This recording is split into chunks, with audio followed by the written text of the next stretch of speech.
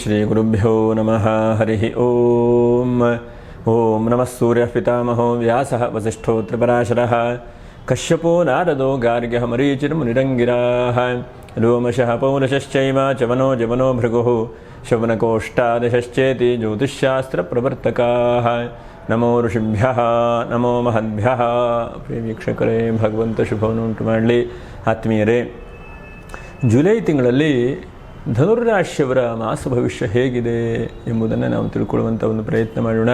ನೋಡಿ, ಗ್ರಹಸ್ಥಿತಿ ಹೇಗಿದೆಯಪ್ಪ ಅಂತಂದರೆ, ನಿಮ್ಮ ರಾಶಿಯಿಂದ ತೃತೀಯ ರಾಶಿಯಲ್ಲಿ ರಾಹು, ಚತುರ್ಥ ರಾಶಿಯಲ್ಲಿ ಶನೈಶ್ಚರನು, ಷಷ್ಠ ರಾಶಿಯಲ್ಲಿ ಕುಜ, ಸಪ್ತಮ ರಾಶಿಯಲ್ಲಿ ರವಿ ಮತ್ತು ಬುಧ, ಹಾಗೆ ಅಷ್ಟಮ ರಾಶಿಯಲ್ಲಿ ಗುರು. 17ನೇ ತಾರೀಕು ಅನಂತರದಲ್ಲಿ ರವಿಯು ಕೂಡ ಅಷ್ಟಮ ರಾಶಿಗೆ ಹೋಗಿಬಿಡ್ತಾನೆ. ನವಮ ರಾಶಿಯಲ್ಲಿ ಶುಕ್ರ ಮತ್ತು ಕೇತು. ಹೀಗೆಲ್ಲ ಒಂದು ಗ್ರಹಸ್ಥಿತಿ ಇದೆ. ಈ ಗ್ರಹಸ್ಥಿತಿಗಳ ಮೂಲಕವಾಗಿ ನಾವು ಫಲ ಹೇಳುವಂಥ ಒಂದು ಪ್ರಯತ್ನ ಮಾಡ್ತೇವೆ. ಇದು ಗೋಚಾರ ಫಲ ಅಂಥೇಳಿ, ನಿಮ್ಮ ಜಾತಕದ ಮೇಲೆ, ದಶಾಭಕ್ತಿಗಳ ಮೇಲೆ ಸ್ವಲ್ಪ ಫಲ ವ್ಯತ್ಯಾಸವೂ ಕೂಡ ಬರಬಹುದು. ನೋಡಿ, ಮೂಲ ನಕ್ಷತ್ರ 1, 2, 3, 4ನೇ ಪಾದ, ಹಾಗೆ ಪೂರ್ವಾಷಾಢ ನಕ್ಷತ್ರ 1, 2, 3, 4ನೇ ಪಾದ, ಉತ್ತರಾಷಾಢ 1ನೇ ಪಾದ. ವಿಡಿಯೋ ಮುಗಿಯುವವರೆಗೂ ಕೂಡ ನೀವು ನೋಡ್ತಾ ಇರಿ. ನಕ್ಷತ್ರ ಪರಿಹಾರಗಳು ಏನು ಎಂಬುದನ್ನು ಕೂಡ ತಿಳಿಸ್ಕೊಳ್ಳುವಂತಹ ಒಂದು ಪ್ರಯತ್ನವನ್ನು ಕೂಡ ಮಾಡ್ತೇನೆ. ಹಾಗೆ ಈ ತಿಂಗಳಲ್ಲಿ ಏನೇನಪ್ಪ ವಿಶೇಷವಾದಂತಹ ಹಬ್ಬ ಹರಿದಿನಗಳು ಅಂತಂದರೆ, ನಮಗೆ ನಿಜ ಜ್ಯೇಷ್ಠ ಮಾಸ ಹೇಳುವಂಥದ್ದು ಆರಂಭವಾಗಿರೋದ್ರಿಂದ ಒಂದು 14ನೇ ತಾರೀಕಿನವರೆಗೂ ಕೂಡ ಒಳ್ಳೆ ರೀತಿಯಾದೊಂದು ಸಂಸ್ಕಾರ ಕರ್ಮಗಳು, ಗೃಹ ಪ್ರವೇಶ, ಉಪನಯನ ಹೀಗೆಲ್ಲ ಮಾಡ್ಕೊಳ್ಳಿಕ್ಕೆ ಪ್ರಯತ್ನ ಮಾಡಬಹುದು. 3ನೇ ತಾರೀಕಿಗೆ ಸಂಕಷ್ಟರ ಚತುರ್ಥಿ ಇದೆ. 10ನೇ ತಾರೀಕಿಗೆ ಬುಧ ಜಯಂತಿ, ಮತ್ತು ಪುನಃ 10ನೇ ತಾರೀಕಿಗೆ ಏಕಾದಶಿಯೂ ಕೂಡ ಇದೆ. ಹಾಗೆ 12ನೇ ತಾರೀಕಿಗೆ ಪ್ರದೋಷ, 13ನೇ ತಾರೀಕಿಗೆ ಮಾಸ ಶಿವರಾತ್ರಿ, 14ನೇ ತಾರೀಕಿಗೆ ಮಣ್ಣೆತ್ತಿನ ಅಮಾವಾಸ್ಯೆಯೂ ಕೂಡ ಇದೆ. ಹಾಗೆ 15ನೇ ತಾರೀಕಿಗೆ ಮತ್ತೆ ಚಂದ್ರ ದರ್ಶನ. ಬಹಳ ಮುಖ್ಯವಾಗಿ 15ನೇ ತಾರೀಕಿಂದ ಆಷಾಢ ಮಾಸ ಅಂತೇಳಿ ಶುರುವಾಗುತ್ತೆ. ಮರ್ಯಾದೆ ಇದ್ದಾಗ ಆಷಾಢ ಮಾಸದಲ್ಲಿ ಲಕ್ಷ್ಮೀನಾರಾಯಣ ದೇವರ ಪೂಜೆ, ಪ್ರಾರ್ಥನೆ, ನಮಸ್ಕಾರವನ್ನು ಕೂಡ ಮಾಡಿ. ಹಾಗೆ 17ನೇ ತಾರೀಕಿಗೆ ಸಂಕ್ರಾಂತಿ ಇದೆ. ನೋಡಿ, ವಿಶೇಷವಾಗಿ ಕರ್ಕಾಟಕ ಸಂಕ್ರಾಂತಿ ಅಂದರೆ ದಕ್ಷಿಣಾಯಣ ಪುಣ್ಯಕಾಲ ಅಂತೇಳಿ ಹೇಳ್ತೇವೆ. ಹಾಗೆ ಸಂಕ್ರಾಂತಿಯು ಕೂಡ 17ನೇ ತಾರೀಕಿಗಿದೆ. 24ನೇ ತಾರೀಕಿಗೆ ಪ್ರತಿ ಶುಕ್ರವಾರವೂ ಕೂಡ ಆಷಾಢ ಮಾಸದ ಶುಕ್ರವಾರ. ಹಾಗಾಗಿ ಮಹಾಲಕ್ಷ್ಮಿಯನ್ನು ಪೂಜೆ, ಜಪ, ಅನುಷ್ಠಾನ ಮಾಡುವಂಥದ್ದು ಆಡಿ ಶುಕ್ರವಾರ ಅಂತೇಳಿ ಕರೀತಾರೆ. ಲಕ್ಷ್ಮಿಯನ್ನು ವಿಶೇಷವಾಗಿ ಪೂಜೆ ಪುನಸ್ಕಾರ ಮಾಡುವಂಥದ್ದು. 25ನೇ ತಾರೀಕಿಗೆ ಪ್ರಥಮ ಏಕಾದಶಿ. ಈ ಏಕಾದಶಿ ದಿವಸ ನೀವೇನು ಸಾಧ್ಯ ಆಗುತ್ತೋ ಅಷ್ಟು ಆ ಮಹಾವಿಷ್ಣುವಿನ ಧ್ಯಾನ, ಸಾಧ್ಯವಾದ ಮಟ್ಟಿಗೆ ಉಪವಾಸ ವ್ರತವನ್ನು ಕೂಡ ನೀವು ಮಾಡಿ. 29ಕ್ಕೆ ಗುರುಪೂರ್ಣಿಮಾ ಮತ್ತು ಸತ್ಯನಾರಾಯಣ ಸ್ವಾಮಿ ಪೂಜೆ ಮಾಡುವಂಥ ಶುಭವಾದಂಥ ದಿವಸ. 31ಕ್ಕೆ ಆಡಿ ಶುಕ್ರವಾರ. ಹೀಗೆಲ್ಲ ಇದೆ ಹಬ್ಬ ಹರಿದಿನಗಳು. ಏನಪ್ಪ ಅಂತಂದರೆ, ಈ ತಿಂಗಳಲ್ಲಿ ಬಹಳ ಮುಖ್ಯವಾಗಿ ಒಂದು 29ನೇ ತಾರೀಕು ಗುರುಪೂರ್ಣಿಮೆ ಬಹಳ ಉತ್ತಮವಾದಂಥ ದಿವಸ. ಹಾಗೆ 17ನೇ ತಾರೀಕಿಗೆ ದಕ್ಷಿಣಾಯಣ ಪುಣ್ಯಕಾಲ. ಇದು ಬಹಳ ಉತ್ತಮವಾದಂಥ ಒಂದು ದಿವಸ. ಇನ್ನು ಬಹಳ ಮುಖ್ಯವಾಗಿ ಏಕಾದಶಿಯೂ ಕೂಡ ನಮಗೆ ಸಿಗುತ್ತೆ. ಹಾಗಾಗಿ ಏಕಾದಶಿಯ ವ್ರತವನ್ನು ಕೂಡ ನಾವು ಮಾಡಬಹುದು. ಇದು 3 ಬಹಳ ಉತ್ತಮವಾದಂಥದ್ದು. ನೋಡಿ, ಆಷಾಢ ಮಾಸ ಅಂತಂದರೂ ಕೂಡ ನಮಗೆ ಇಂತಹ ವ್ರತಗಳನ್ನು, ಪೂಜೆಗಳನ್ನು ಮಾಡಲಿಕ್ಕೆ ಬಹಳ ಶುಭವಾದಂಥ ಅವಕಾಶಗಳಿದೆ. ಪ್ರಥಮ ಏಕಾದಶಿ, ಅದನ್ನು ಮರ್ಯಾದೆ ಇದ್ದಾಗ ಆಚರಣೆ ಮಾಡಬೇಕು. ವಿಡಿಯೋ ಮುಗಿಯುವವರೆಗೂ ಕೂಡ ನೀವು ನೋಡ್ತಾ ಇರಿ. ಯಾಕಂದರೆ ಧನುರಾಶಿಯವರಿಗೆ ಬಹಳ ಒತ್ತಡ ಇದೆ. ಹಾಗಾಗಿ ಧನುರಾಶಿಯವರಿಗೆ ಏನಾದರೂ ಒಂದು ಬಹಳ ಸೂಕ್ಷ್ಮವಾದಂಥ ಪರಿಹಾರಗಳನ್ನು ಕೂಡ ತಿಳಿಸ್ಕೊಳ್ಳೋಣ ಹೇಳುವಂಥ ಪ್ರಯತ್ನ ಮಾಡ್ತಾ ಇದ್ದೇನೆ. ಹಾಗೆ ವಿಡಿಯೋ ಕೊನೆಯಲ್ಲಿ ನೀವು ಅದನ್ನು ಕೂಡ ಗಮನಿಸಿ. ವಿಶೇಷವಾಗಿ ನೋಡಿ, ರಾಶ್ಯಾಧಿಪತಿಯಾದಂಥ ಗುರು ಅಷ್ಟಮ ಸ್ಥಾನದಲ್ಲಿ, ಉಚ್ಚವಾದಂಥ ಒಂದು ಸ್ಥಾನದಲ್ಲಿದ್ದಾನೆ. ಹಾಗಾಗಿ ಪ್ರಾಕ್ಟಿಕಲ್ಲಾಗಿ ಯಾರ್ಯಾರಿಗೆ ಏನೇನು ಫಲ ಕೊಡ್ತಾ ಇದ್ದಾನೋ ಗುರು ಗೊತ್ತಿಲ್ಲ. ಯಾಕಂದರೆ ಗುರುನ ದೇಹ ಪುಷ್ಟಿಶ್ಚ ಎಂಬುದಾಗೂ ಶಾಸ್ತ್ರಗಳಲ್ಲಿ ಹೇಳಿದ್ದಾರೆ. ಹಾಗೆ ಉಚ್ಚಸ್ಥಾನದಲ್ಲಿರುವಂತಹ ಗುರುವು ರವಿ ಜೊತೆಗೂ ಕೂಡ ಈ ತಿಂಗಳಲ್ಲಿ ಒಂದು ಹೊಂದಾಣಿಕೆ ಸೇರುವಂತಹ ಒಂದು ಪರಿಸ್ಥಿತಿ ಆಗುತ್ತೆ. ಹಾಗಾಗಿ ಗುರುವು ನಿಮಗೆ ಒಂದು ಹಂತಕ್ಕೆ ಬಹಳಷ್ಟು ಜನಕ್ಕೆ ಜೀವನದಲ್ಲಿ ಅಸಾಧ್ಯವಾದಂಥ ಕೆಲವೊಂದು ಫಲಗಳನ್ನು ಕೂಡ ನೀಡ್ತಾ ಇದ್ದಾನೆ. ನಾವು ಹಿಂದಿನ ತಿಂಗಳನ್ನು ಕೂಡ ಗಮನಿಸಿದ್ದೇವೆ. ಉಚ್ಚಸ್ಥಾನದಲ್ಲಿರುವಂತಹ ಗ್ರಹ ಗುರುವು ಬಹಳಷ್ಟು ಜನಕ್ಕೆ ಅಂದುಕೊಳ್ಳದೇ ಇರುವಂತಹ ಕೆಲಸಗಳು, ಉದಾಹರಣೆಗೆ ಉದ್ಯೋಗ ಕಳೆದು ಹೋಗಿತ್ತಪ್ಪ, ಯಾವ ಉದ್ಯೋಗವೇ ನಮಗೆ ಸಿಗಲ್ಲ ಹೇಳುವಂತಹ ಒಂದು ಮನಸ್ಥಿತಿಯಲ್ಲಿರುವಂಥ ವ್ಯಕ್ತಿಗಳಿಗೆ ಬಹಳಷ್ಟು ಜನಕ್ಕೆ ಉದ್ಯೋಗ ಸಿಗುವಂಥ ಚಾನ್ಸಸ್, ಉದ್ಯೋಗ ಸಿಕ್ಕಿದೆ. ಹಾಗೆ ಒಂದಷ್ಟು ಜನಕ್ಕೆ ವಿವಾಹಾದಿಗಳು ಆಗದೇ ಇರುವಂತಹ ಒದ್ದಾಟ, ಏನು ನೋಡಿರೂ ವಿವಾಹ ಆಗೋದಿಲ್ಲ. ವಿವಾಹ ಆದವರಿಗೂ ಕೂಡ ಸಮಾಧಾನ ಇಲ್ಲ, ನೆಮ್ಮದಿ ಇಲ್ಲ. ಇಂತಹ ಒಂದು ಪರಿಸ್ಥಿತಿಯಲ್ಲಿರುವಂಥ ವ್ಯಕ್ತಿಗಳಿಗೆ ಒಂದಂತಕ್ಕೆ ವಿವಾಹಾದಿ ಮಂಗಲ ಕಾರ್ಯಗಳು, ಹೀಗೆ ಒಬ್ಬೊಬ್ಬರಿಗೆ ಒಂದೊಂದು ರೀತಿಯಾದಂತಹ ಬಹಳಷ್ಟು ದೊಡ್ಡ ದೊಡ್ಡ ಬದಲಾವಣೆಗಳನ್ನು ಕೂಡ ಆಗಿರುವಂಥದ್ದು ನೋಡಿದ್ದೇನೆ. ನೀವೇನಾಗಿದೆ ಹೇಳೋದನ್ನು ಕೂಡ ನೀವು ಗಮನಿಸಿ ಒಂದು ಕಮೆಂಟನ್ನು ಕೂಡ ಮಾಡಿ. ಯಾಕಂದರೆ ಗುರು ಸರ್ವಶಕ್ತ, ರಾಶ್ಯಾಧಿಪತಿಯಾದಂಥವನು ಉಚ್ಚಸ್ಥಾನದಲ್ಲಿದ್ದಾನೆ. ಹಾಗಾಗಿ ರವಿ ಜೊತೆಗೆ 17ನೇ ತಾರೀಕು ಅನಂತರದಲ್ಲಿ ಈ ತಿಂಗಳಲ್ಲಿ ಜೊತೆಗೆ ಸೇರ್ತಾನೆ. ಹಾಗಾಗಿ ಅದು ಕೂಡ ನಿಮಗೆ ಇನ್ನೂ ಬಹಳಷ್ಟು ಪ್ರಬಲವಾದಂಥ ಅನುಗ್ರಹವನ್ನು ಕೂಡ ಮಾಡುವಂಥ ಸಾಧ್ಯತೆಗಳಿದ್ದಾವೆ. ಯಾಕಂದರೆ ನಾವು ಹೇಳುವಂಥದ್ದು ಗೋಚಾರ ಫಲ ಆದದ್ರಿಂದ ಕೆಲವು ಜನಕ್ಕೆ ಜಾತಕದಲ್ಲಿ ಗುರುವಿನ ಪ್ರಭಾವವು ಕೂಡ ಬಹಳ ಮುಖ್ಯವಾಗಿರುತ್ತೆ. ಹಾಗಾಗಿ ನೀವು ಜಾತಕದ ವಿಮರ್ಶೆ ಬಹಳ ಮುಖ್ಯವಾದಂಥದ್ದು. ಜಾತಕ ಹೇಳುವಂಥದ್ದು ಏನು ಹೇಳುವಂಥದ್ದೇ ಬಹಳ ಮುಖ್ಯವಾದಂಥ ನಮ್ಮ ಜೀವನದ ತೀರ್ಮಾನಗಳನ್ನು ಕೊಡುತ್ತದೆ. ತೃತೀಯ ರಾಶಿಯಲ್ಲಿ ರಾಹು, ಸ್ವಲ್ಪ ಪ್ರಯಾಣಗಳು ಸ್ವಲ್ಪ ಜಾಸ್ತಿ ಆಗ್ತಾ ಇದೆ ಜೀವನದಲ್ಲಿ. ಬರೀ ಸುತ್ತುದೇ ಆಗಿದೆ. ಬೆಳಗ್ಗೆ ಏಳುವಂಥದ್ದು ಆ ಕೆಲಸ ಈ ಕೆಲಸ ಅಂತೇಳಿ ಅಲ್ಲಿ ಸುತ್ತೀರಿ. ಬಹಳಷ್ಟು ಸುತ್ತುವಂತಹದ್ದು, ಆ ಕಡೆ ಈ ಕಡೆ ಹೋಗುವಂಥದ್ದು, ಅಲ್ಲಿ ಕೆಲಸ ಆಗುತ್ತಾ ಇಲ್ಲಿ ಕೆಲಸ ಆಗುತ್ತಾ, ಇವರಿಂದ ಆಗತ್ತಾ ಅಂತೇಳಿ ನೋಡ್ತಾ ಇದ್ದೀರಿ. ಆದರೆ ಕೊನೆಗೆ ನೀವೇ ಮಾಡಬೇಕು, ಏನೇ ಕೆಲಸ ಮಾಡಬೇಕಾದ್ರೂ ಅಲ್ವಾ. ಹಾಗಾಗಿ ನೀವು ಬಹಳ ಮುಖ್ಯವಾಗಿ ಸ್ವಲ್ಪ ಸುತ್ತುವುದನ್ನು ಕಡಿಮೆ ಮಾಡ್ತಾ ಏಕಾಗ್ರತೆಯಿಂದ ಸಮಾಧಾನವಾಗಿ ನಿಮ್ಮ ಫೋಕಸ್ ಏನು, ನಿಮ್ಮ ಕೆಲಸ ಏನು, ನೀವು ಎಲ್ಲಿ ಹೋರಾಟ ಮಾಡಬೇಕು ಅಂತಹದ್ದನ್ನು ಬಹಳ ಮುಖ್ಯವಾಗಿ ಯೋಚನೆ ಮಾಡಿ ಪ್ರಯತ್ನ ಮಾಡಿ. ರಾಹು ಬಾಹುಬಲ ಕೊಡ್ತಾ ಇದ್ದಾನೆ, ಅಂದರೆ ಶಾರೀರಿಕವಾದಂಥ ಒಂದು ಶಕ್ತಿಯನ್ನು ರಾಹು ಅನುಗ್ರಹಿಸ್ತಾ ಇದ್ದಾನೆ. ಮತ್ತು ವಿದೇಶಕ್ಕೆ ಹೋಗಬೇಕು ಅಥವಾ ವಿದೇಶದ ಪ್ರಯಾಣ ಮಾಡಬೇಕು ಹೇಳುವಂಥ ವ್ಯಕ್ತಿಗಳಿಗೆ ಆ ಕನಸು ನನಸಾಗುವಂತಹ ಒಂದು ದಾರಿಗಳನ್ನು ಕೂಡ ರಾಹು ಕೊಡ್ತಾ ಇದ್ದಾನೆ. ಇದು ಬಹಳ ಉತ್ತಮವಾದಂಥದ್ದು. ಜೀವನದಲ್ಲಿ ಎಷ್ಟೋ ಸಲ ನಾವು ಯೋಚನೆ ಮಾಡ್ತಾ ಇರ್ತೇವೆ, ಆ ಒಂದು ಪುಣ್ಯಕ್ಷೇತ್ರಗಳಿಗೆ ಹೋಗಬೇಕಿತ್ತು, ಅಥವಾ ಇವರು ನನಗೆ ಚಿಕ್ಕ ವಯಸ್ಸಿನಲ್ಲಿ ಹೆಲ್ಪ್ ಮಾಡಿದ್ದಾರೆ, ಅವರಿಗೆ ನನ್ನ ಕೈಲಾದಂಥ ಸಹಾಯ ಮಾಡಬೇಕಿತ್ತು, ಹೀಗೆಲ್ಲ ಬಹಳಷ್ಟು ಜನ ಯೋಚನೆ ಮಾಡ್ತಾ ಇರ್ತಾರೆ ಅಲ್ವಾ. ಹಾಗಾಗಿ ಈ ತಿಂಗಳಲ್ಲಿ ಆ ಪ್ರಯಾಣವೂ ಕೂಡ ಅದ್ರ ಜೊತೆಗೆ ಇನ್ನೊಬ್ಬರಿಗೆ ಸಹಾಯ ಮಾಡುವಂಥ ಅವಕಾಶಗಳನ್ನು ಕೂಡ ಭಗವಂತ ಹೇಗೋ ಕೊಡ್ತಾನೆ. ಯಾವುದೋ ಮೂಲಕವಾಗಿ ದೊಡ್ಡ ದೊಡ್ಡ ಕ್ಷೇತ್ರಗಳಿಗೆ ಹೋಗ್ತೀರಿ, ಹೋದಾಗ ಯಾರೋ ಒಬ್ಬರು ಬಹಳ ಸಜ್ಜನರು, ನಿಮ್ಮ ಹಿಂದೆ ಉಪಾಧ್ಯಾಯರು ಅಥವಾ ಗುರುಗಳು ಅಥವಾ ನಿಮ್ಮನ್ನು ಬಹಳ ಒಳ್ಳೆಯ ರೀತಿಯಾಗಿ ಬೆಳೆಸಿದಂತಹ ವ್ಯಕ್ತಿಗಳು ಭೇಟಿಯಾಗ್ತಾರೆ. ತನ್ನ ಮೂಲಕವಾಗಿ ನೀವು ಅವರ ಆಶೀರ್ವಾದವನ್ನು ಕೂಡ ಪಡೀತೀರಿ. ಇದು ಬಹಳ ಮುಖ್ಯವಾದಂಥದ್ದು. ಮನುಷ್ಯನಿಗೆ ಬಹಳ ಎತ್ತರಕ್ಕೆ ಹೋಗಬೇಕು ಅಂತಂದರೆ ಹಿರಿಯರ ಆಶೀರ್ವಾದ, ದೈವಿ ಬಲ ಮತ್ತು ಮನುಷ್ಯನ ನಿರಂತರವಾದಂಥ ಹಠ ಪ್ರಯತ್ನಗಳು ಬಹಳ ಕಾರಣವಾಗಿರುತ್ತೆ. ಧನುರಾಶಿಯವರು ಒಂದಂತಕ್ಕೆ ಬಹಳ ಸಜ್ಜನರು, ಸಮಾಧಾನವಾದಂಥ ಮನಸ್ಥಿತಿ ಇದೆ. ಆದರೆ ಈಗ ಇತ್ತೀಚಿನ ದಿವಸದಲ್ಲಿ ಏನಾಗಿದೆ, ಬಹಳಷ್ಟು ಡಿಪ್ರೆಷನ್ ಆಗಿಬಿಟ್ಟಿದೆ. ಕೈಲಿ ಯಾವುದು ಆಗುವುದಿಲ್ಲ ಹೇಳುವಂತಹ ಆ ಒಂದು ಮನಸ್ಥಿತಿಗೆ, ಆ ಒಂದು ಕೊನೆ ಹಂತಕ್ಕೆ ತೀರ್ಮಾನಕ್ಕೆ ನೀವು ಬರ್ತಾ ಇದ್ದೀರಿ. ಹಾಗಾಗಿ ಡಿಪ್ರೆಷನ್ ಬರ್ತಾ ಇದೆ ನಿಜ, ಆದರೆ ನಾಳೆ ನಾವು ಮನ್ಕೊಳ್ಳುವಾಗ ಏನು ಯೋಚನೆ ಮಾಡ್ತೇವೆ, ನಾಳೆ ಬೆಳಗ್ಗೆ ಆಗುತ್ತೆ, ನಾನು ಆ ಕೆಲಸಕ್ಕೆ ಹೋಗ್ತೇನೆ, ಈ ಕೆಲಸಕ್ಕೆ ಹೋಗ್ತೇನೆ, ಆ ಕೆಲಸದಿಂದ ನನಗೆ ಅನುಕೂಲತೆ ಆಗುತ್ತೆ ಅಂತ ಯೋಚನೆ ಮಾಡ್ತೇವೋ ಇಲ್ವೋ. ಹಾಗಾಗಿ ಆ ಒಂದು ಆಶಾಭಾವನೆ ಹೇಳುವಂಥದ್ದು ಜೀವನದಲ್ಲಿ ಜಾಸ್ತಿ ಬೆಳೆಸ್ತಾ ಹೋಗಬೇಕು. ಆಶಾಭಾವನೆ ಹೇಳುವಂಥದ್ದೇ ಜೀವನಕ್ಕೆ ಪೂರಕವಾಗಿರುತ್ತೆ.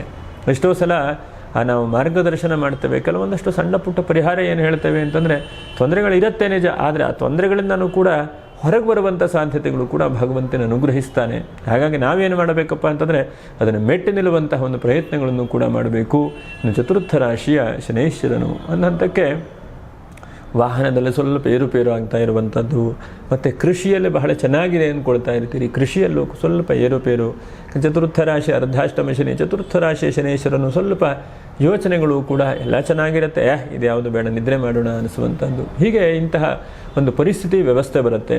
ಹಾಗಾಗಿ ನೀವು ಎಷ್ಟು ಸಾಧ್ಯ ಆಗುತ್ತೋ ಅಷ್ಟು ಆಲಸ್ಯತನವನ್ನು ಕಡಿಮೆ ಮಾಡುವ ಹಾಗೆ ಪ್ರಯತ್ನ ಮಾಡಿ. ಒಂದೇ ಚಿಂತೆ ಮಾಡ್ತಾ ಇದ್ರಿ, ಒಂದೇ ಕೆಲಸ ಮಾಡ್ತಾ ಇದ್ರಿ ಅಂದರೆ ಕೆಲಸದ ವಿಷಯದಲ್ಲಿ ಬದಲಾವಣೆ, ಯೋಚನೆ ವಿಷಯದಲ್ಲಿ ಬದಲಾವಣೆ, ಒಂದೇ ಕೂತು ಅದನ್ನು ಮಾಡಲಿಕ್ಕೆ ಹೋಗ್ಬಿಡಿ. ಅದರಿಂದ ಹೊರಗಡೆ ಬರುವಂಥ ಪ್ರಯತ್ನ ಮಾಡಿ. ಕಂಪ್ಯೂಟರ್ಲ್ಲಿ ಎಷ್ಟೊತ್ತಿಗೂ ಕೆಲಸ ಮಾಡ್ತಾ ಇರ್ತೀರಿ, ಒಂದು 2 ತಾಸಿಗೆ ಸ್ವಲ್ಪ ವಿಶ್ರಾಂತಿ ಕೊಡುವಂಥ ಪ್ರಯತ್ನಗಳನ್ನು ಕೂಡ ಮಾಡಿ. ವಾಹನದ ವಿಷಯದಲ್ಲಿ ಈ ತಿಂಗಳಲ್ಲಿ ಸ್ವಲ್ಪ ಜಾಗ್ರತೆ. ಸಣ್ಣ ಪುಟ್ಟ ಕಿರಿಕಿರಿ ಆಗುವಂಥದ್ದೆಲ್ಲೋ ಒಂದು ಕಡೆ ನಿಲ್ಲಿಸಿರ್ತೀರಿ, ಗ್ಲಾಸ್ ಹೊಡೆದು ಹೋಗುವಂಥದ್ದು ಎಲ್ಲ ಚೆನ್ನಾಗಿರುತ್ತೆ, ಪಂಚರ್ ಆಗುವಂಥದ್ದು, ಹೋಗ್ತಾ ಇರ್ತೀರಿ, ಎಲ್ಲೋ ಒಂದು ಅರ್ಜೆಂಟಾಗಿ ಹೋಗ್ತಾ ಇರ್ತೀರಿ, ಒಂದು ಗಾಡಿ ಕಡಿಮೆ ಆಗಿದೆ ಅಥವಾ ಪೆಟ್ರೋಲೇ ಡೌನ್ ಆಗಿಬಿಟ್ಟಿದೆ. ಹೀಗೆ ಒಂದು ನಮ್ಮ ಜಾಗ್ರತೆ ಹೇಳುವಂಥದ್ದು ಸ್ವಲ್ಪ ಇನ್ನೂ ಜಾಸ್ತಿ ವಹಿಸಬೇಕು ಹೇಳುವಂಥ ಪ್ರಯತ್ನವನ್ನು ಹೇಳಬಹುದು. ನೋಡಿ, ಷಷ್ಠರಾಶಿಯ ಕುಜ, ಇದು ಬಹಳ ಒಳ್ಳೆಯದು. ಕುಜನು ಷಷ್ಠರಾಶಿಯಲ್ಲಿದ್ದರೆ ಭೂಮಿ ವ್ಯಾಪಾರ ವ್ಯವಹಾರ ಮಾಡೋವರಿಗೆ ಬಹಳ ಉತ್ತಮವಾದಂಥ ಫಲಗಳು, ಮತ್ತು ಮಾಧ್ಯಮ ಕ್ಷೇತ್ರದಲ್ಲಿದ್ದವರಿಗೆ, ಮಿಲ್ಟ್ರಿಯಲ್ಲಿ ಕೆಲಸ ಮಾಡ್ತಾ ಇರುವಂಥವರಿಗೆ ಬಹಳ ಮುಖ್ಯವಾಗಿ ಮಿಲ್ಟ್ರಿ, ಕಬ್ಬಿಣವನ್ನು ಕರಗಿಸುವಂಥದ್ದು, ಲೋಹ ಕರಗಿಸುವಂಥದ್ದು, ಬೆಳ್ಳಿ ಬಂಗಾರದ ವ್ಯಾಪಾರ ವ್ಯವಹಾರ ಮಾಡೋರು, ನಿಮಗೆಲ್ಲ ಈ ತಿಂಗಳಲ್ಲಿ ಹೆಚ್ಚಿನದಾದಂಥ ಕುಜನು ಒಳ್ಳೆ ರೀತಿಯಾದಂಥ ಅವಕಾಶಗಳನ್ನು ಕೂಡ ಕೊಡ್ತಾನೆ. ಅದರ ಜೊತೆಯಲ್ಲಿ ಸ್ವಲ್ಪ ಋಣ ಪರಿಹಾರ ಆಗುವ ಹಾಗೆ ಯಾವುದೋ ಒಂದು ಮೊತ್ತದ ಹಣ ಬೇಕು ನಿಮಗೆ, ಇವತ್ತಿರಲಿಲ್ಲ ನಾಳೆಗೆ ದಿಢೀರ್ನೆ ಬರುವಂಥ ಸಾಧ್ಯತೆಗಳು. ಹಾಗಾಗಿ ಹಣಕಾಸಿಗೆ ಬಹಳ ನಿಮಗೆ ಕುಜನು ಅನುಗ್ರಹಿಸ್ತಾನೆ. ಕುಜನಿಂದ ಋಣಬಾಧೆಗಳ ಪರಿಹಾರ ಆಗುವಂಥದ್ದು, ಸೋದರರಿಂದ ಅನುಗ್ರಹ ಅಥವಾ ಸೋದರರಿಂದ ಸಹಾಯ ಸಹಕಾರ ಆಗುವಂಥದ್ದು. ಯಾಕಂದರೆ ಅಣ್ಣ ತಮ್ಮ ಎಲ್ಲೋ ಒಂದು ಕಡೆಗಿರ್ತಾರೆ, ಕೊನೆಗೆ ಅಣ್ಣ ತಮ್ಮನ ವಿಷಯದಲ್ಲಿ ಹೊಂದಾಣಿಕೆ ಬರುವಂಥದ್ದು, ಎಲ್ಲೋ ಒಂದು ಕಡೆ ನೀವು ಸಪೋರ್ಟ್ ಸಿಗುವಂಥದ್ದು, ಅಥವಾ ಸಾಲದ ತೊಂದರೆ ಇದೆ ನಿಮಗೆ, ಅವರೇ ನಿಮ್ಮನ್ನು ಎತ್ತಿ ಹಿಡಿಯುವಂತಹ ಪ್ರಯತ್ನಗಳು. ಹಾಗಾಗಿ ಭ್ರಾತೃಗಳಿಂದ ಅನುಕೂಲ ಆಗುವಂಥ ಪರಿಸ್ಥಿತಿಯನ್ನು ಕೂಡ ನೀವು ಈ ತಿಂಗಳಲ್ಲಿ ಕಾಣಬಹುದು. ಇನ್ನು ಬಹಳ ಮುಖ್ಯವಾಗಿ ರವಿ ಆರಂಭದ ದಿವಸ ಸಪ್ತಮದಲ್ಲಿ ಇರ್ತಾನೆ. ಹಾಗಾಗಿ ಗೌರ್ಮೆಂಟಿನ ಕೆಲಸ ಕಾರ್ಯ ಇದ್ದರೆ ಪ್ರಯತ್ನ ಮಾಡ್ತಾ ಬನ್ನಿ. ಯಾಕಂದರೆ ಗೌರ್ಮೆಂಟಿನ ಕೆಲಸ ಕಾರ್ಯ ಇದ್ದರೆ ಬಿಡುವಂಥದ್ದು ಬೇಡ, ನಿರಂತರವಾದಂಥ ಪ್ರಯತ್ನವನ್ನು ಕೂಡ ಮಾಡ್ತಾ ಬನ್ನಿ. ಕಣ್ಣಿನ ವಿಷಯದಲ್ಲಿ ಸ್ವಲ್ಪ ಜಾಗ್ರತೆ, ಯಾಕಂದರೆ ಅಷ್ಟಮಕ್ಕೆ ರವಿ ಹೋಗ್ತಾನೆ. ಹಾಗಾಗಿ ಕಣ್ಣಿನ ವಿಷಯದಲ್ಲಿ ಸ್ವಲ್ಪ ಜಾಗ್ರತೆ ವಹಿಸ್ಕೊಳ್ಬೇಕು.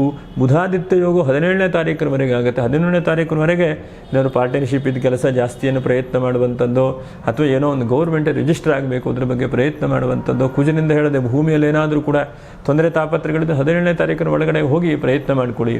ಯಾಕಂದರೆ ರವಿ ಚೆನ್ನಾಗಿದ್ದಾನೆ. ಹಾಗಾಗಿ ಗೌರ್ಮೆಂಟಿನ ಕೆಲಸ ಭಾಳ ಸುಸೂತ್ರವಾಗಿ ಆಗ್ತದೆ.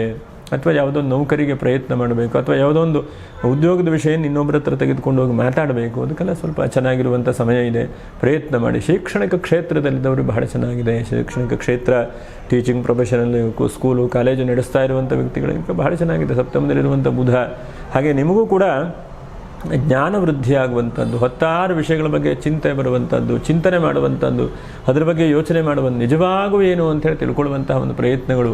ಬುಧನಿಂದ ನಿಮ್ಮ ಜೀವನದ ನಿಜವಾದಂಥ ಗುರಿ ಏನು ಹೇಳುವಂಥದ್ದು ಅರ್ಥವಾಗುತ್ತೆ.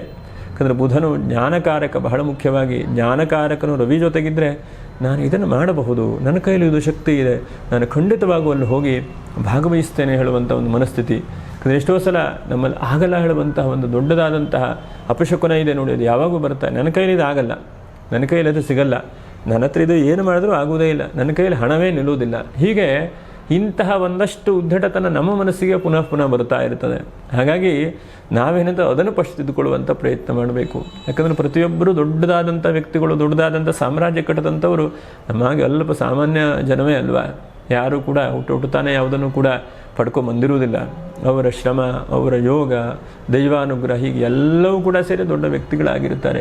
ಹಾಗಾಗಿ ನಾವು ಕೂಡ ಅದಕ್ಕೆ ಪೂರಕವಾದ ಪ್ರಯತ್ನವನ್ನು ಮಾಡಬೇಕು. ಪ್ರಯತ್ನವನ್ನೇ ಮಾಡಿಲ್ಲ ಅಂದರೆ ಫಲ ಈಶ್ವರ ಕೊಡಲಿಕ್ಕೆ ಸಾಧ್ಯವೇ ಇಲ್ಲ. ಹಾಗಾಗಿ ಸಪ್ತಮಂ ದೈವಚಿಂತನಂ ಎಂಬುದಾಗಿ ಹೇಳಿದ್ದಾರೆ. 6 ಭಾಗವನ್ನು ನಾವು ಪ್ರಯತ್ನವನ್ನು ಮಾಡಿದರೆ 7ನೇ ಫಲವನ್ನು ಆ ಭಗವಂತನು ಅನುಗ್ರಹಿಸ್ತಾನೆ. 6 ನಾವು ಪ್ರಯತ್ನವನ್ನೇ ಮಾಡಿಲ್ಲ ಅಂತಂದರೆ 7ನೇ ಅನುಗ್ರಹ ಭಗವಂತ ಮಾಡೋದಿಲ್ಲ, ಮಾಡಲಿಕ್ಕೆ ಸಾಧ್ಯವೇ ಇಲ್ಲ. ಇನ್ನು ಗುರು ಮತ್ತು ರವಿಯ ಸಂಯೋಗ ಅಷ್ಟಮ ರಾಶಿಯಲ್ಲಾಗಿದೆ. ಹಾಗಾಗಿ ಅಷ್ಟಮದಲ್ಲಿರುವಂಥ ಕೆಲವೊಂದು ಗುರುವಿನ ಬದಲಾವಣೆಯಿಂದ ಬಹಳಷ್ಟು ಮೇಲಕ್ಕೆ ಹೋದಂತಹ ಅನುಕೂಲಗಳು ಕೂಡ ಬಹಳಷ್ಟು ಜನಕ್ಕಿದೆ. ಹಾಗಾಗಿ ಒಂದು ಹಂತಕ್ಕೆ ಹಣಕಾಸಿನ ಲಾಭಾಂಶ ಆಗಿರುವಂಥದ್ದು, ಅಥವಾ ವಿವಾಹಾದಿ ಮಂಗಲ ಕಾರ್ಯಕ್ಕೆ ದಿಢೀರ್ನ ಚಾಲನೆ ಸಿಕ್ಕಿರುವಂಥದ್ದು, ಅಥವಾ ಯಾವುದೋ ಲವ್ ಮ್ಯಾರೇಜ್ ಆಗಬೇಕು ಪ್ರಯತ್ನ ಮಾಡ್ತಾ ಇರ್ತೀರಿ, ಏನೋ ಒಂದು ಒಳ್ಳೆ ರೀತಿಯಾದಂಥ ವಾತಾವರಣಗಳು ಇರಲಿಲ್ಲ, ಆ ಲವ್ ಮ್ಯಾರೇಜ್ ವಿಷಯದಲ್ಲಿ ಏನೋ ಒಂದು ದಾರಿಗಳು ತಾರ್ಕಿಕವಾದಂತೆ ನಿಲುವು ಬರುವಂಥದ್ದು, ಮತ್ತು ಹಿರಿಯರ ಆಶೀರ್ವಾದ ಅನುಗ್ರಹ ಸಿಗುವಂಥದ್ದು. ಹೀಗೆ ಒಂದಂತಕ್ಕೆ ವಿವಾಹಾದಿ ಮಂಗಲ ಕಾರ್ಯದಲ್ಲಿ ಎಲ್ಲೋ ಒಂದು ಕಡೆಗೆ ನಿಮಗೆ ಮಂಗಲವಾದ ವಾತಾವರಣಗಳು ಆಗ್ತದೆ. ಆದರೆ ಇದನ್ನು ನೀವು ಪ್ರಾಕ್ಟಿಕಲ್ಲಾಗಿ ಹಿಂದೆ ಹೇಳಿದ್ನಲ್ಲ, ಕಾಮೆಂಟ್ ಮಾಡಿ ಅಂತ ಹೇಳಿದ್ನಲ್ಲ, ಅದನ್ನು ಕೂಡ ಒಂದು ಯೋಚನೆ ಮಾಡಿ ಗುರುವಿಂದ ಒಂದು ಫಲ ಏನಾಗಬಹುದು, ಆಗುತ್ತಾ ಇದೆ ಹೇಳುವುದನ್ನು ಕೂಡ ನೀವು ತಿಳಿಸುವಂಥ ಪ್ರಯತ್ನವನ್ನು ಮಾಡಿ.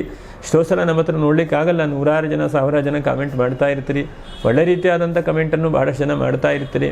ಹಾಗಾಗಿ ಒಂದು ಹಂತಕ್ಕೆ ನಾವು ನೋಡ್ತಾ ಹೋದರೆ 30 ವಿಡಿಯೋ ಅಪ್ಲೋಡ್ ಮಾಡ್ತೇವೆ ಈ ಚಾನಲಲ್ಲಿ, ಅಷ್ಟು ಸಮಯವೂ ಕೂಡ ಇಲ್ಲ. ಹಾಗೆ ಧನುರಾಶಿಗೆ ನೋಡ್ತಾ ಇದ್ದೇನೆ, ಧನುರಾಶಿಗೆ ಏನು ಮುಂದಿನ ತಿಂಗಳಲ್ಲಿ ಏನೇನು ನಾನು ಪ್ಲ್ಯಾನ್ ಮಾಡಬಹುದು ಹೇಳೋದನ್ನು ಕೂಡ ಗಮನಿಸಲಿಕ್ಕೆ ಈ ಕಮೆಂಟನ್ನು ಕೂಡ ಗಮನಿಸ್ತೇನೆ. ಹಾಗೆ ಬಹಳ ಮುಖ್ಯವಾಗಿ ಭಾಗ್ಯದಲ್ಲಿರುವಂತಹ ಶುಕ್ರ ಮತ್ತು ಕೇತು, ಭಾಗ್ಯ ಆಳುವಂಥದ್ದು ನಿಮಗೆ ವೃದ್ಧಿ ಆಗ್ತಾ ಇದೆ. ಗೃಹಿಣಿಯರಿಗೆ ಬಹಳ ಉತ್ತಮವಾದಂಥ ಸಮಯ.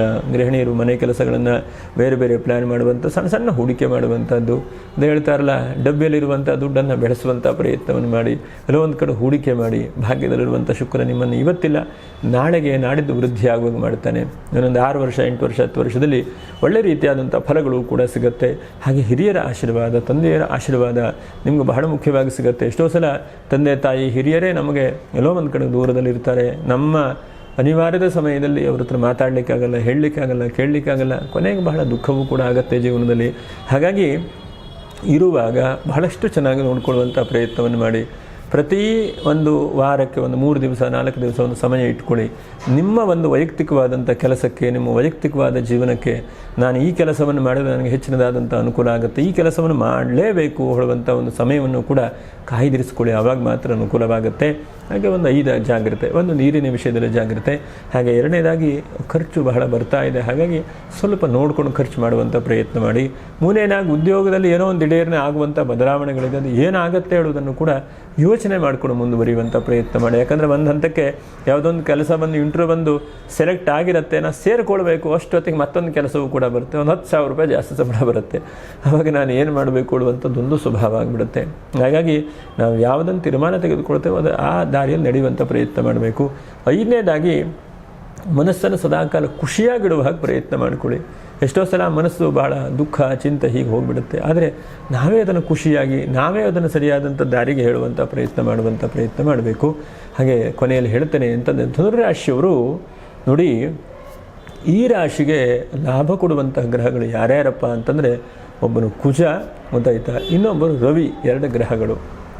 ಯಾವತ್ತೂ ಕೂಡ ಇದು 2 ಗ್ರಹಗಳನ್ನು ಆರಾಧನೆ ಮಾಡ್ತಾ ಇರಬೇಕು ಧನುರಾಶಿಯವರು.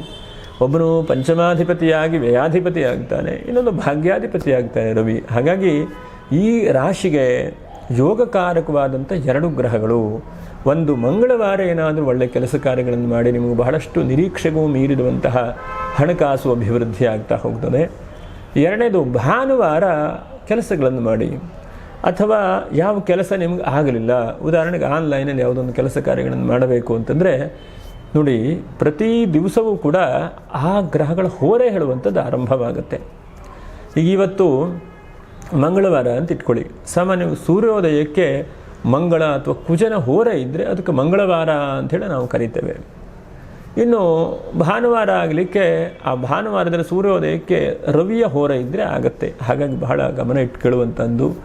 ಆ ಸೂರ್ಯೋದಯ ಸಾಮಾನ್ಯವಾಗಿ 6 ಗಂಟೆ 20 ನಿಮಿಷ 6 ಗಂಟೆ 30 ನಿಮಿಷ ಹೀಗೆ ಆಸುಪಾಸನ ಸೂರ್ಯೋದಯ ಇರುತ್ತೆ ಪ್ರತಿ ದಿವಸವೂ ಕೂಡ. ಹಾಗಾಗಿ ಒಂದು 6 ಗಂಟೆಯಿಂದ ಒಂದು 7 ಗಂಟೆ ಒಳಗಡೆಗೆ ಇರುತ್ತೆ, ತೀರಾ ವ್ಯತ್ಯಾಸ ಆಗೋದಿಲ್ಲ. ಹಾಗಾಗಿ ಆ ಸೂರ್ಯೋದಯಕ್ಕೆ ಯಾವ ವಾರ ಇದೆಯೋ ಆ ಹೋರೆ ಹೇಳುವಂಥದ್ದು ಆರಂಭವಾಗುತ್ತೆ. ಹಾಗಾಗಿ ಆ ಹೋರೆಯಲ್ಲಿ ನೀವು ಏನು ಕೆಲಸ ಮಾಡಬೇಕು, ಈಗ ಉದಾಹರಣೆಗೆ ಮಂಗಳವಾರ ಮತ್ತು ಭಾನುವಾರ ಅಂಥೇಳಿ ಹೇಳಿದೆ, 2 ವಾರ ಈ ರಾಶಿಗೆ ಪೂರ್ವ ಪುಣ್ಯ ಕೊಡುವಂತಹ ಒಂದು ವಾರ ಮತ್ತು ಭಾಗ್ಯವನ್ನು ವೃದ್ಧಿ ಮಾಡುವಂಥ ವಾರ. ನಿಮಗೆಲ್ಲ ಈಗ ತೊಂದರೆಗಳಿದೆ, ಒಂದಂತಕ್ಕೆ ಡಿಪ್ರೆಷನ್ನು ಚಿಂತೆ ಎಲ್ಲ ಇದೆ. ಹಾಗಾಗಿ ಅದಕ್ಕೆ ಕಾಮೆಂಟನ್ನು ಕೂಡ ಮಾಡಿ ಅಂತಂದೆ. ಇದನ್ನೆಲ್ಲ ನಾವು ಏನಾದರೂ ಸೂಕ್ಷ್ಮವಾಗಿ ಗಮನಿಸಿ ನೀವೇ ಸುಲಭವಾದಂಥ ಪರಿಹಾರವನ್ನು ಏನು ಮಾಡಲಿಕ್ಕೆ ಸಾಧ್ಯ ಆಗ್ಬೋದು ಅನ್ನೋದು ತಿಳಿಸ್ಕೊಡುವಂತಹ ಒಂದು ಪ್ರಾಮಾಣಿಕವಾದಂಥ ಪ್ರಯತ್ನ. ಒಂದು 10 ಜನ ಮಾಡಿದ್ರೆ ಅಟ್ಲೀಸ್ಟ್ ಒಂದು 6 ಜನ 7 ಜನಕ್ಕಾದರೂ ಒಳ್ಳೆ ರೀತಿಯಾದಂಥ ಫಲ ಸಿಗುವಂಥ ನಿರೀಕ್ಷೆಯಲ್ಲಿ. 100ಕ್ಕೆ 100 ಸಂಪೂರ್ಣವಾಗಿ ಸಿಗುತ್ತೆ ಹೇಳುವಂಥದ್ದಿಲ್ಲ. ಯಾಕಂದರೆ ಎಲ್ಲವೂ ಕೂಡ ಜಾತಕದ ಮೇಲೆ ನಿರ್ದಿಷ್ಟವಾಗಿರುತ್ತೆ. ನಾವಿದು ಗೋಚಾರದಲ್ಲಿ ಒಂದು ಹಂತಕ್ಕೆ ಸ್ವಲ್ಪ ಪ್ರಯತ್ನವನ್ನು ಮಾಡಿ ಅಂತೇಳಿ ಹೇಳ್ತೇವೆ. ಅರ್ಥ ಏನಂತಂದರೆ ಗೋಚಾರ ಸ್ಥಿತಿಗಳ ಮೂಲಕವಾಗಿ ನಾವು ಫಲಗಳನ್ನು ನಿರೂಪಣೆ ಮಾಡ್ತಾ ಇರ್ತೇವೆ. ಹಾಗಾಗಿ ಬೆಳಗ್ಗೆ ಸಾಮಾನ್ಯವಾಗಿ 6 ಗಂಟೆ 7 ಗಂಟೆ ಆ ಸಮಯದಲ್ಲಿ ನೀವು ಏನು ಒಂದು ನಿರೀಕ್ಷೆ ಇಟ್ಕೊಳ್ತೀರೋ, ಉದ್ಯೋಗದಲ್ಲಿ ನನಗೆ ಬಹಳ ಬಡ್ತಿ ಯೋಗ ಸಿಗಬೇಕು, ಪ್ರಮೋಷನ್ ಆಗಬೇಕು, ಅಥವಾ ನನಗೆ ಹಣಕಾಸು ವಿಪುಲವಾದಂಥ ಸಂಪತ್ತು ಪ್ರಾಪ್ತಿಯಾಗಬೇಕು, ಅಥವಾ ನನಗೆ ತುಂಬ ಅನಾರೋಗ್ಯ ಆಗ್ತಾ ಇದೆ, ಆರೋಗ್ಯದಲ್ಲಿ ಏನೂ ಸಪೋರ್ಟ್ ಆಗ್ತಾ ಇಲ್ಲ, ಇಂತಹ ಒಂದು ಪರಿಸ್ಥಿತಿಯಲ್ಲಿ ನನಗೆ ಆರೋಗ್ಯವನ್ನು ಭಗವಂತ ನೀಡು ಅಂಥೇಳಿ ಏನು ಮಾಡಬೇಕು, ಮಂಗಳವಾರ ದಿವಸ ಕುಜನನ್ನೇ ಧ್ಯಾನ ಮಾಡಬೇಕು. ಕುಜ ಅಂತಂದರೆ ಅಂಗಾರಕ, ಭೌಮ, ಲೋಹಿತಾಂಗ, ಮಹಿಸುತ ಹೀಗೆಲ್ಲ ಬೇರೆ ಬೇರೆ ಕರೀತಾರೆ, ಮಾರ್ಸ್ ಅಂತ ಹೇಳ್ತೇವಲ್ಲ ಇಂಗ್ಲೀಷಲ್ಲಿ. ಹಾಗಾಗಿ ಈ ಕುಜನನ್ನು ಮಂಗಳವಾರ ದಿವಸ ಮಂಗಳ ಕುಜ ಹೋರಿಯಲ್ಲಿ ಮಾಡಬೇಕು. ಹಾಗೆ ಭಾನುವಾರ ದಿವಸ ರವಿ ಹೋರಿಯಲ್ಲೇ ನೀವು ಸ್ತೋತ್ರವನ್ನು, ರವಿ ಹೋರಿಯಲ್ಲಿ ಆದಷ್ಟು ಸೂರ್ಯನನ್ನು ಪ್ರಾರ್ಥನೆ ಮಾಡಬೇಕು. ಆದಿತ್ಯ ಹೃದಯ ಸ್ತೋತ್ರ ಅಥವಾ ಸೂರ್ಯ ನಮಸ್ಕಾರಗಳು ಅಂತಿದೆ, ಅದು ನಿಮಗೆ ಗೊತ್ತಿದ್ದರೆ ಬಲ್ಲವರಿದ್ದರೆ ಅದನ್ನು ಮಾಡಿ. ಅಥವಾ ಆ ಸಮಯದಲ್ಲೇ ಸೂರ್ಯನ ತ್ರಿಚಕಲ್ಪ ಅಂತಿದೆ, ಅದನ್ನು ನಮಸ್ಕಾರವನ್ನು ಮಾಡುವಂತಹ ವಿಡಿಯೋ ಎಷ್ಟೋ ಒಂದು ಕಡೆ ಅಪ್ಲೋಡ್ ಮಾಡಿರ್ತಾರೆ, ಅದನ್ನು ಕೇಳಿ. ಅಥವಾ ಸೂರ್ಯಗ್ರಹದ ಅಷ್ಟೋತ್ತರ ಶತನಾಮವನ್ನು ಹೇಳಿ, ಭಾಳ ಸುಲಭವಾದಂಥದ್ದು. ಹೀಗೆ ಇಂತಹ ಒಂದು ಪ್ರಯತ್ನಗಳನ್ನು ಮಾಡ್ತಾ ಬಂದರೆ ನಿಮಗೆ ಜಾಸ್ತಿ ಭಾಗ್ಯವು ವೃದ್ಧಿಯಾಗುವಂಥ ಒಂದು ಸಮಯ ಇದೆ. ಅದನ್ನು ಮರಿಬೇಡಿ. ಎಷ್ಟೆಷ್ಟೋ ಜನಕ್ಕೆ ಸಣ್ಣ ಸಣ್ಣ ಪರಿಹಾರದಲ್ಲೇ ಬಹಳಷ್ಟು ಒಳ್ಳೆ ರೀತಿಯಾದಂತಹ ಅವಕಾಶಗಳನ್ನು ಕೂಡ ಕಂಡುಕೊಂಡಿದ್ದಾರೆ ಬಹಳಷ್ಟು ಜನ. ಹಾಗಾಗಿ ಈ ಒಂದು ಧನುರಾಶಿಯವರು ಈ ಪ್ರಯತ್ನ ಮಾಡಿ ನೋಡಿ ಏನು ಸಾಧ್ಯವಾಗುತ್ತೆ. ಒಂದು ಹಂತಕ್ಕೆ ಒಂದು ತಿಂಗಳ ಕಾಲ ಆದರೂ ಮಾಡಿ, ಒಂದು 4 ಮಂಗಳವಾರ, ಒಂದು 3-4 ಭಾನುವಾರ ಹೀಗೆ ಪ್ರಯತ್ನ ಮಾಡಿ ನೋಡಿ ಏನಾಗುತ್ತೆ ಹೇಳೋದನ್ನು ಕೂಡ ಕಮೆಂಟ್ ಮಾಡಿ. ಹಾಗೆ ಇನ್ನು ನಕ್ಷತ್ರ ಪರಿಹಾರಗಳೇನು, ಅದರ ಪೂರ್ವದಲ್ಲಿ ಈ ತಿಂಗಳಲ್ಲಿ ನೋಡಿ ಪೂಜೆ ಪುನಸ್ಕಾರಗಳನ್ನು ಮಾಡಬೇಕು ಅಂತಂದರೆ, 12ನೇ ತಾರೀಕು ಭಾನುವಾರ ರೋಹಿಣಿ ನಕ್ಷತ್ರ ಇದೆ, ಬಹಳ ಚೆನ್ನಾಗಿದೆ. ಇನ್ನು 5ನೇ ತಾರೀಕು ಕೂಡ ಭಾನುವಾರ ಪಂಚಮಿ ಇದೆ. ಹಾಗಾಗಿ ಪಂಚಾಂಗದಲ್ಲಿ ಯಾವುದಾದ್ರೂ ಒಂದು 2 ಆದರೂ ಕೂಡ ಶುದ್ಧಿ ಇರಬೇಕು ಅಂತ. ತಿಥಿ, ವಾರ, ನಕ್ಷತ್ರ, ಯೋಗ, ಕರ್ಣ ಹೀಗೆ 5 ಇರುತ್ತೆ. 5ರಲ್ಲಿ ಯಾವುದಾದ್ರೂ ಅಟ್ಲೀಸ್ಟ್ ಒಂದು 3 ಅಥವಾ 2 ಆದರೂ ಕೂಡ ಶುದ್ಧಿ ಇರಬೇಕು. ಆವಾಗ ಪಂಚಾಂಗ ಶುದ್ಧಿಯಾಗಿ ಏನಾದ್ರು ಒಂದು ಸಾಮಾನ್ಯವಾದ ಮುಹೂರ್ತಗಳು ಮಾಡಬೇಕು ಅಂತ. ಇನ್ನು ಈ ತಿಂಗಳಲ್ಲಿ ನಕ್ಷತ್ರ ಪರಿಹಾರಗಳು ಏನು ಮಾಡಬಹುದು ಅಂದು ಮೂಲ ನಕ್ಷತ್ರದವರು ಬಹಳ ಮುಖ್ಯವಾಗಿ ಈ ಪ್ರಥಮ ಏಕಾದಶಿ 25ನೇ ತಾರೀಕಿಗಿದೆ. 25ನೇ ತಾರೀಕಿಗೆ ಪ್ರಥಮ ಏಕಾದಶಿ ದಿವಸ ನೀವು ಏನು ನಿಮ್ಮ ಕೈಯಲ್ಲಿ ಸಾಧ್ಯವಾಗುತ್ತೋ ಅಷ್ಟು ಉಪವಾಸ ಅಂತಲ್ಲ, ಮಾನಸಿಕವಾದಂಥ ಉಪವಾಸವನ್ನು ಮಾಡಿ ಈ ಶರೀರದಲ್ಲಿ ಒಂದು ಹೊತ್ತಾದರೂ ಸ್ವಲ್ಪ ಅನ್ನಾಹಾರಗಳು ಕಡಿಮೆ ಮಾಡಲಿಕ್ಕೆ ಸಾಧ್ಯ ಆಗುತ್ತಾ ಅಂಥೇಳಿ ಪ್ರಯತ್ನ ಮಾಡಿ. ತೀರಾ ಉಪವಾಸ ಮಾಡಿದ್ರೆ ಕಷ್ಟ ಆಗಿಬಿಡಬಹುದೇನೋ, ಹಾಗಾಗಿ ಅದು ನೋಡಿಕೊಳ್ಳಿ ನಿಮ್ಮ ಆರೋಗ್ಯದ ಪರಿಸ್ಥಿತಿಯನ್ನು ಕೂಡ. ಹಾಗೆ ಪೂರ್ವಾಷಾಢ ನಕ್ಷತ್ರದವರು 29ನೇ ತಾರೀಕು ಗುರುಪೂರ್ಣಿಮೆ ಇದೆ. ಗುರುಪೂರ್ಣಿಮೆ ದಿವಸ ಮರೆಯದೇ ಇದ್ದ ಗುರುಚರಿತ್ರೆ ಪಾರಾಯಣ ಮಾಡಿ ಗುರುವಿನ ಅನುಗ್ರಹ ಪಡೆಯುವಂತಹ ಒಂದು ಪ್ರಯತ್ನವನ್ನು ಮಾಡಿ. ಇನ್ನು ಉತ್ತರಾಷಾಢ ನಕ್ಷತ್ರದವರು ನೀವು ಏನು ಸಾಧ್ಯ ಆಗುತ್ತೋ ಆ ತರಹ 17ನೇ ತಾರೀಕು ಸಂಕ್ರಾಂತಿ ಇದೆ, ದಕ್ಷಿಣಾಯನ ಪುಣ್ಯಕಾಲ. ಎಲ್ಲರೂ ತೀರ್ಥಕ್ಷೇತ್ರದಲ್ಲೋ ಅಥವಾ ಮನೆಯಲ್ಲೇ ತೀರ್ಥವನ್ನು ತಂದುಕೊಂಡು